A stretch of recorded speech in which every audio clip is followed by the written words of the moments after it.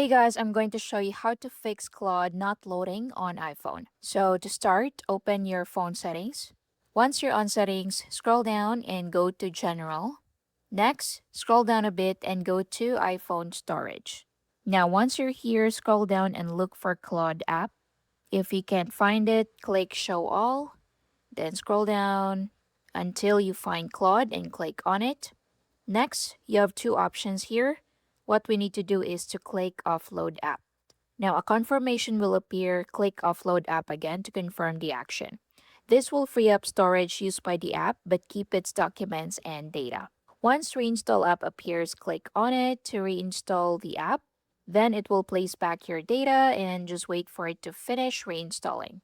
So once done, close settings and open Claude again and see if that solves the problem. Another thing you can do is to go to settings again, then go to general, then go to software update, and make sure iOS is updated to the latest version. So if there's an update available, click update now to update it. Once done, open Claude again and see if that works. And that's basically it. Thank you for watching.